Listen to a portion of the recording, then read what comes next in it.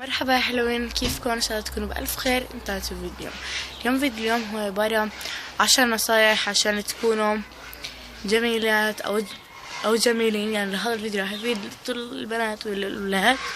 يعني تابعونا على انستغرام، سناب شات وفيسبوك. كل ادوات التواصل الاجتماعي تحت بصندوق الوصف. اتمنى تستمتعوا بهذا الفيديو. يلا، أول نصيحة هي الاعتناء بالبشرة. إذا أنت كنت بنت أو ولد لازم تعتني ببشرتك، لازم تكون بشرتك دايما مشرقة. هاي عن طريق كريمات خصوصي لإلها وكريمات البشرة. ثاني نصيحة اللي هي الاعتناء. اللي هي الاعتناء بالشعر. إذا أنت بلد أو أنت بنت، زي ما قلت، إذا أنت ولد أو أنت بنت لازم تعتني بشعرك. الأولاد مثلا أمرار بيعملوا كوتسين من الجل، هذا الجل بضر الشعر، فبنصح ما كثير تستخدموه. وإذا بدكم تعملوا كوتسين اعملوا على مناسبات عن جد خاصة أو على المدرسة، بس ما تكثروش جل على الشعر. ونفس الاشي البنات بيحطون أمرار كريمات على الشعر وبيعملوا إنه بالمحليك. المحليك مضر، كثير مضر للشعر، بيحرق الشعر، بيعملوا اسود. فبنصح البنت بالذات الشقرة ما تستخدمش المحليك كثير، عشان انه احتمال يسود لها الشعر. وزي ما مثلا بيقول اسأل مجرب ولا تسأل طبيب، عشان جربت هذا الاشي وفي كثير جربوا وهيك صارت معهم بالذات الشقر.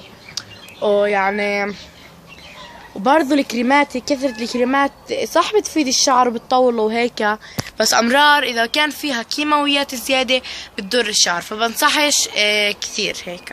مين هذا؟ النصيحة نمبر 3. النصيحة الثالثة هي إذا أنت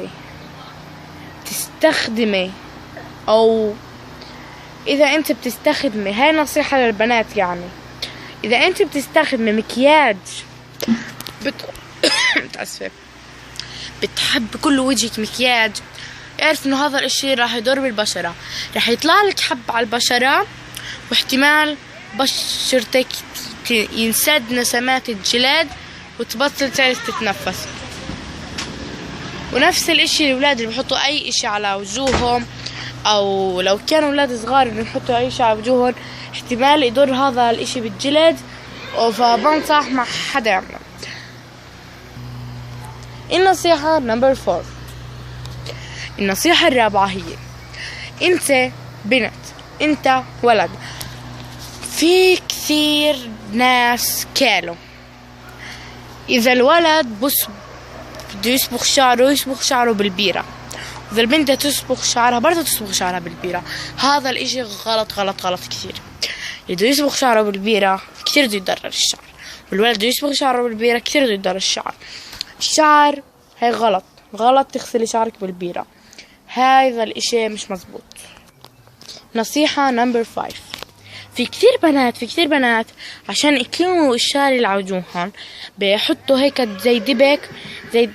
زي دبك لفاف على وجوههم وبيمزعوا.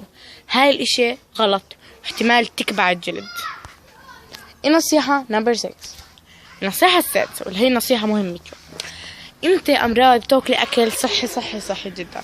هذا الاكل بفيد الDNA، بفيد كل شيء، بحسن بشرتك، بيعمل بشرتك مشرقة.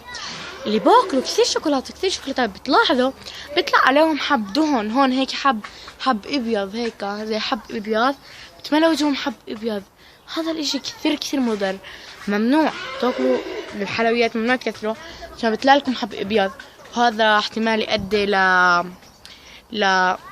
لتقشر البشرة السريع. نصيحة نمبر 7. إذا أنت بنت كل يوم تقريبا وين ما تطلع بتحط مكياج، هذا الاشي كثير بضر، بيؤدي لتقشر البشرة وعدم تنفسها، ومن جوا بفوت ساعتها المكياج لجوا وبتلاقي صعوبة.